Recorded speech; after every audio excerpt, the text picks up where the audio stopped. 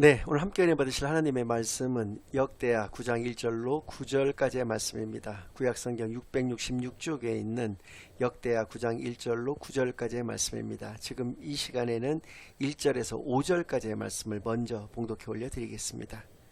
스바야 왕이 솔로몬의 명성을 듣고 와서 어려운 질문으로 솔로몬을 시험하고자 하여 예루살렘에 이르니 매우 많은 시종들을 거느리고 향품과 많은 금과 보석을 낙타에 실었더라. 그가 솔로몬에게 나와 자기 마음에 있는 것을 다 말하매 솔로몬이 그가 묻는 말에 다 대답하였으니 솔로몬이 몰라서 대답하지 못한 것이 없었더라.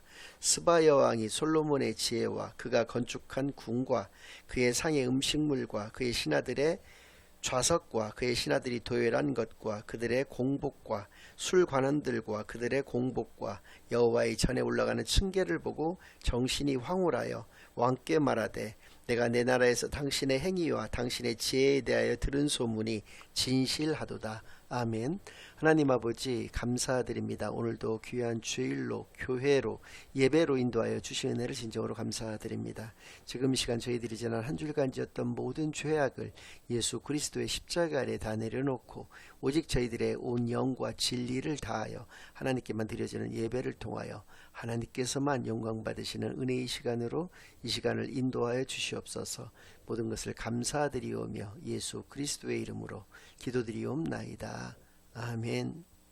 네, 오늘은 하나님이 원하시는 것 그 두 번째 시간으로 오늘 본문 말씀을 중심으로 하나님의 말씀을 증거하겠습니다. 오늘 본문의 배경을 이루고 있는 스바 왕국은 어떤 나라였는지를 먼저 좀 살펴보겠습니다.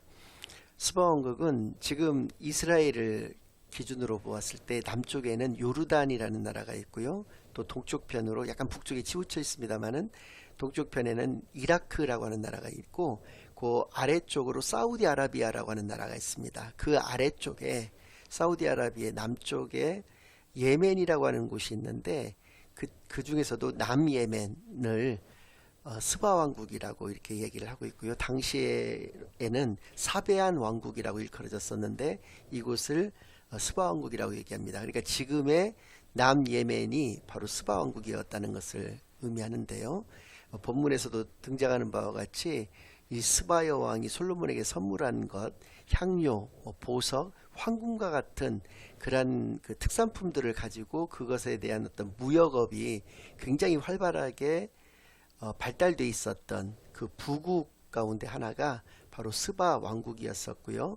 특기할 만한 것으로서는 이 이스라엘, 특히 예루살렘에서부터 이 스바 왕국까지의 거리가 무려 2200km에 달하는 굉장히 먼 거리였다라고 하는 것입니다.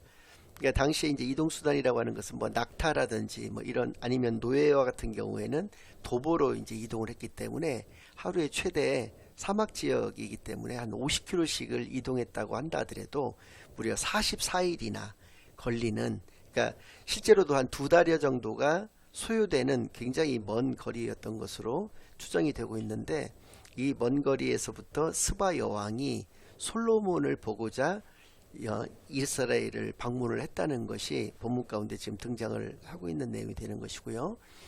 또 앞서서 말씀드렸다시피 스바 여왕이 실제로 솔로몬을 만나서 그에게 자신이 묻고 싶었던 것들, 예상 질문들을 많이 준비를 해갖고 왔었는데 그것들에 대해서 물어보았을 때 솔로몬이 막히는 것이 하나도 없었다, 모르는 것이 하나도 없었다라고 분명히 얘기를 하고 있다는 것입니다. 제가 1, 2절 말씀을 먼저 읽어드리겠습니다. 스바야 왕이 솔로몬의 명성을 듣고 와서 어려운 질문으로 솔로몬을 시험하고자 하여 예루살렘에 이르니 매우 많은 시종들을 거느리고 향품과 많은 금과 보석을 낙타에 실었더라. 그가 솔로몬에게 나와 자기 마음에 있는 것을 다 말하매 솔로몬이 그가 묻는 말에 다 대답하였으니 솔로몬이 몰라서 대답하지 못한 것이 없었더라.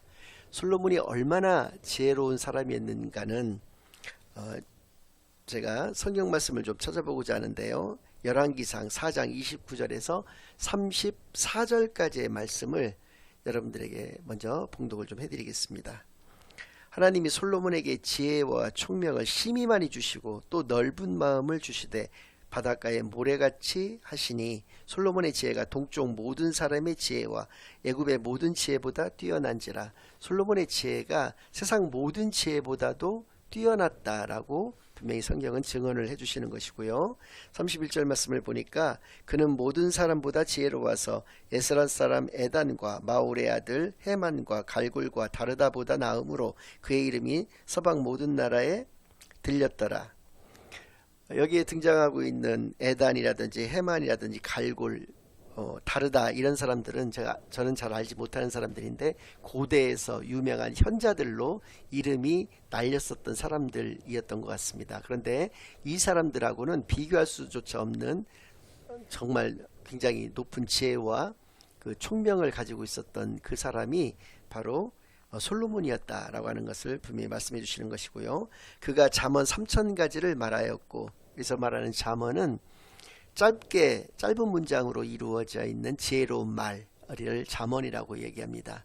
사실은 말을 길게 하면서 감동을 줄 수도 있지만은 말을 핵심적으로 요약을 해서 감동을 준다라고 하는 것, 오늘날로 따지면 명언이라고 얘기할 수도 있는데 이렇게 명언을 말한다는 것이 얼마나 어려운 것인가. 그건 굉장한 큰 지혜를 가지지 않고서는 이렇게 잠언을 더군다나 3000가지씩이나 말할 수가 없다는 것을 여러분들 잘 아실 것입니다만은, 아무튼 그의 지혜가 어땠는지를 잘 알 수 있는 말씀이 되겠고요. 그의 노래는 1005편이며 그가 또 초목에 대하여 말하되 레바논의 백향목으로부터 담에 나는 우슬초까지 하고, 그냥 우슬초는 작은 식물이고 백향목은 가장 좋은 그런 식물이기 때문에 이 세상에 있는 모든 식물에 대해서도 그는 해박하였다라는 것을 말씀해 주시는 것이고, 그가 또 짐승과 새와 기어다니는 것과 물고기에 대하여 말한지라. 모든 동물에 대해서도 그는 해박하였다는 것입니다. 그러니까 동식물, 모든 세상의 이치라든지 모든 것에 그는 해박하였고 지혜로운 사람이었다라는 것을 분명히 말씀해 주시면서, 사람들이 솔로몬의 지혜를 들으러 왔으니 이는 그의 지혜의 소문을 들은 천하 모든 왕들이 보낸 자들이로다. 그러니까 스바 여왕과 다른 주변 나라의 왕들의 차이점은 뭐냐면, 다른 주변 나라 왕들도 솔로몬의 지혜에 대해서 너무나 그 명성을 이렇게 잘 알고 있었기 때문에 자신들의 신하들을 그러니까 보냈다는 것입니다. 그러나 스바 여왕은 너무나 궁금한 나머지 자신이 직접 찾아와서, 말씀드렸던 것처럼 2200km나 되는 그 먼 거리를 불원천리를 마다하지 않고 달려와서 솔로몬의 그 지혜를 직접 자신이 경험하고자 했었다라고 하는 것이죠. 여기서 이제 이 말씀을 통해서 생각나는 그런 말씀이 좀 있는데요. 마태복음 말씀을 좀 먼저 보겠습니다. 마태복음 12장 42절 말씀을 여러분들에게 봉독해 올려드립니다. 심판 때에 남방 여왕이 일어나, 여기서 남방 여왕이 바로 스바 여왕이 되는 것인데요. 이 세대 사람을 정죄하리니 이는 그가 솔로몬의 지혜로운 말을 들으려고 땅 끝에서 왔음이거니와 솔로몬보다 더 큰 이가 여기 있느니라. 스바 여왕이 정죄한다는 것은 실제로 어떤 정죄의 자격을 갖고 있다는 것이 아니라, 스바 여왕도 솔로몬의 지혜가 그렇게 굉장히 크다는 것을 알고 그의 지혜를 사모하는 마음을 가지고 그 먼 거리를 마다하지 않고 달려왔는데도 불구하고 예수님께서 이 땅 가운데, 그러니까 예수님의 지혜는 솔로몬의 지혜하고는 비교도 할 수 없는 그런 하나님의 지혜이기 때문에, 그런 지혜를 가지신 예수님이 이 땅 가운데 성육신을 하셨음에도 불구하고 당시의 기득권 세력, 지배계층이라고 할 수 있는 바리새인, 사두개인, 제사장, 서기관, 어떤 계층에서도 예수님의 말씀을 귀담아 들으려고 하지 않았다. 그래서 그들은 심판받을 것이다 라고 하는 것을 분명히 우리에게 말씀하여 주신 것입니다. 이 말씀을 통해서도 우리가 분명히 깨달아 알 수 있는 것은, 하나님은 하나님을 사랑하시는 자를 원하신다라고 하는 것을 분명히 알 수가 있다는 것이죠. 하나님을 사랑하였기에, 예수님을 사랑하였기에 예수님의 12제자를 포함한 많은 그 제자들은 자신의 모든 것들을, 세상적인 어떤 부분들을 다 내려놓고 예수님을 따르고 예수님과 함께 이렇게 복음 사역을 했던 것을 보아서, 그래서 제자 중에 한 사람이 분명히 이렇게 묻습니다. 주님은 어찌하여 우리 제자들에게는 천국의 비밀을 다 말씀하여 주시면서도 세상 사람들에게는 천국의 비밀을 이렇게 말씀하여 주시지 않느냐. 이제 비유로 말씀하여 주시고 그 비유에 대해서 풀어 주시지 않았기 때문에 세상 사람들은 그 천국의 비밀에 대해서 알 수가 없었던 것을 제자들이 이렇게 물어봤을 때 예수님께서는 분명히 말씀하여 주셨거든요. 하나님을 하나님으로 믿고 하나님을 사랑하지 않는 이들에게 천국의 비밀을 이야기해 줄 수는 없는 것이다 라고 분명히 우리에게 말씀하여 주신 것입니다. 그래서입니다. 하나님은 분명히 하나님을 사랑하는 자를 분명히 사랑하시는 것을 알 수가 있고요. 그래서 잠언에서는 분명히 이렇게 말씀을 해주고 계시는데, 잠언 8장 17절 말씀 제가 여러분들에게 읽어드리겠습니다. 나를 사랑하는 자들이 나의 사랑을 입으며 나를 간절히 찾는 자가 나를 만날 것이니라. 너무나도 당연한 말씀입니다. 그러나 이 말씀 가운데는 너무나 깊은 뜻이 담겨 있는데, 하나님을 사랑하는 자에게 하나님의 사랑을 허락하여 주실 것이고, 하나님을 간절히 찾는 자에게 하나님께서는 그에게 보여주실 것이다, 나타나 주실 것이다 라고 분명히 말씀하여 주셨다는 것입니다. 즉 하나님은 하나님을 사랑하는 자만을 원하신다 라고 하는 것을, 또 천국이 그의 것이 될 것임을 우리에게 분명히 말씀하여 주신 그런 성경 말씀들이 되는 것이죠. 그래서입니다.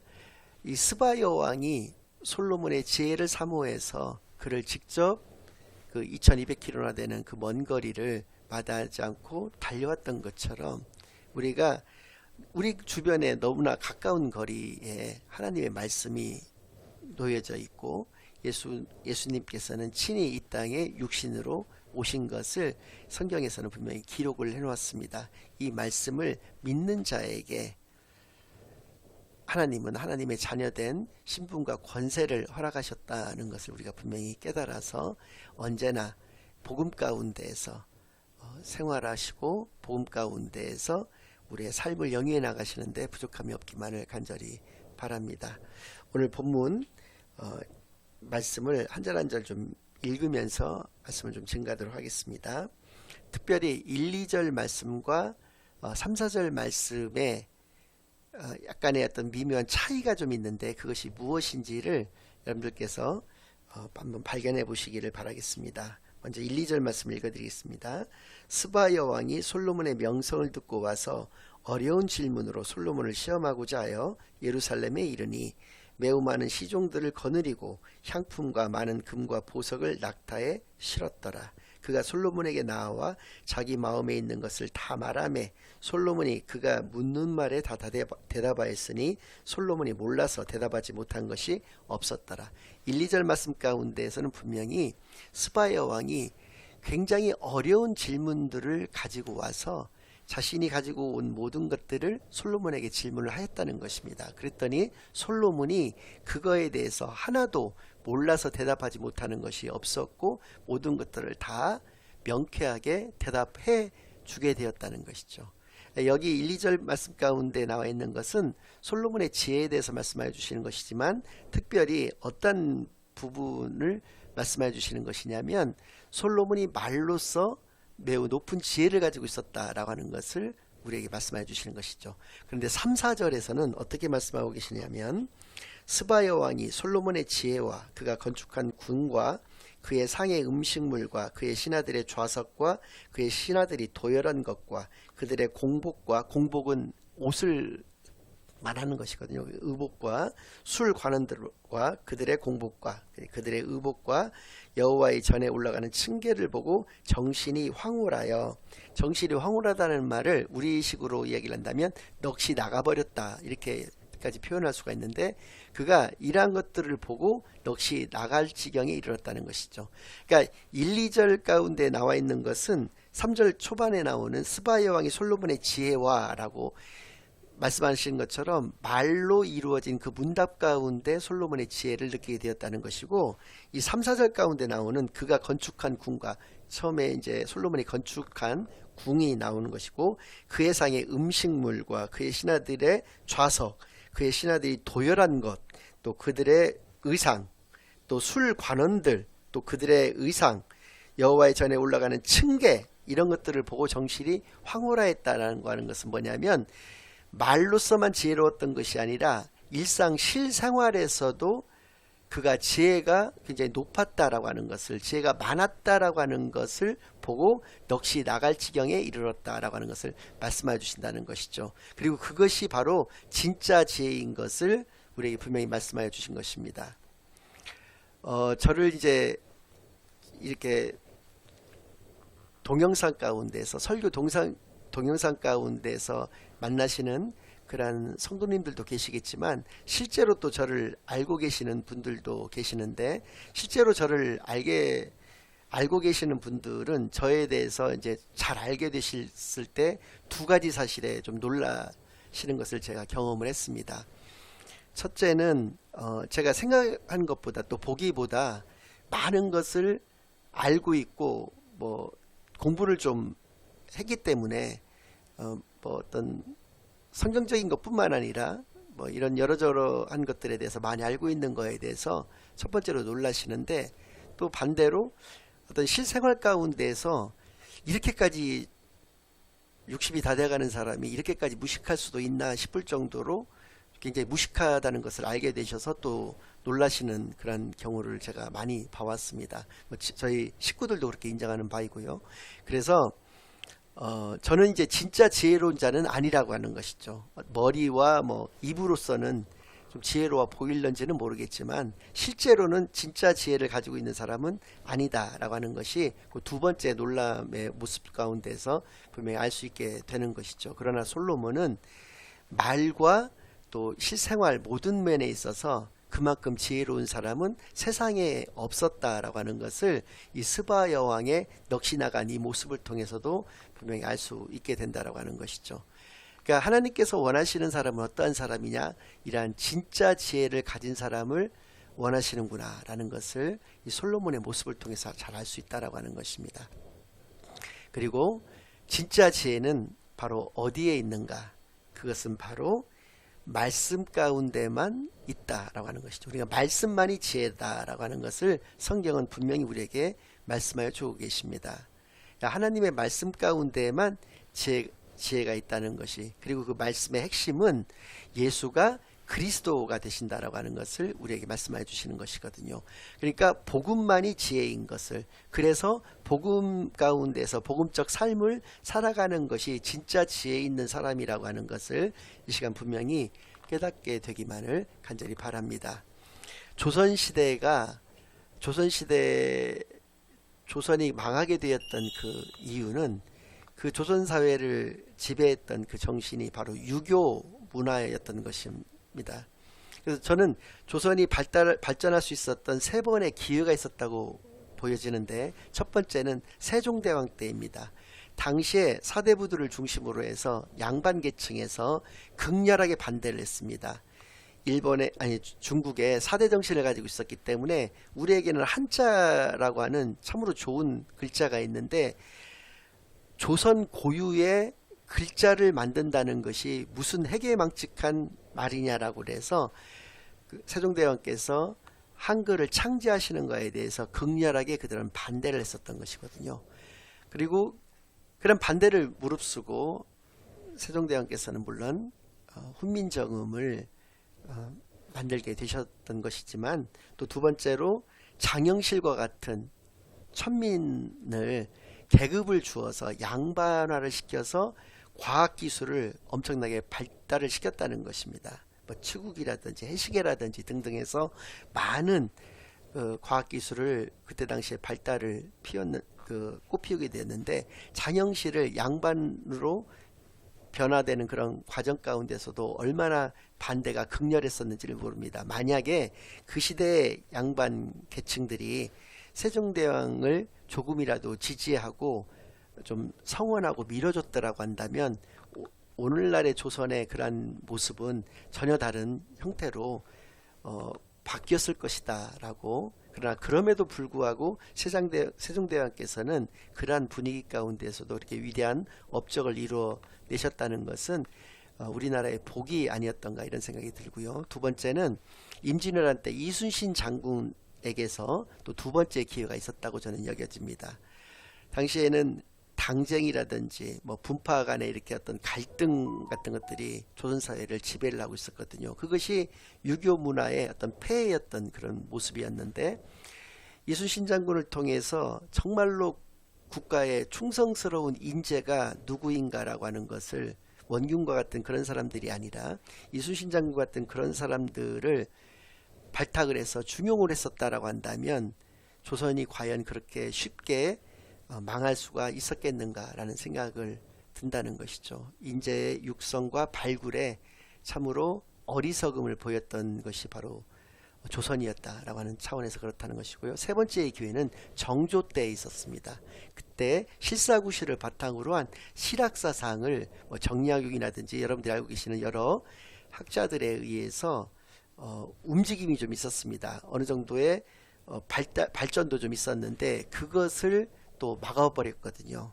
그래서 그것이 결국은 이제 없어지게 되는 그런 그 문제로 말미암아서 결국은 조선이 망하게 되는 그런 결과를 가져오게 되었다는 것이죠. 백성들이 실제로 어떠한 모습을 통해서 잘 살게 되는가를 연구하는 그 학문이 실학사상이었는데, 그 실학사상이 꽃을 피우지도 못하고 그냥 무너져 내렸다는 거에서 조선이 망하게 된 원인, 그 세 가지가 되는 것이고, 그 기회도 역시 세 번의 기회가 있었음에도 그 살리지 못했다는 것을 우리가 기억을 한다라고 한다면, 진짜 지혜라고 하는 것이 얼마나 이렇게 중요한 것인가를 우리로 하여금 분명히 깨닫게 하여 주시는 그런 말씀입니다.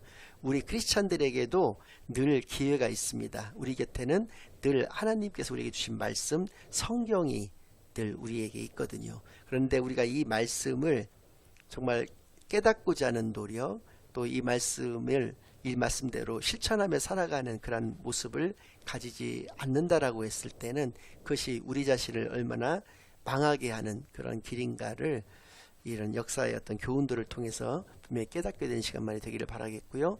오늘 하나님이 원하시는 것은 바로 하나님은 하나님을 사랑하는 자를 원하신다.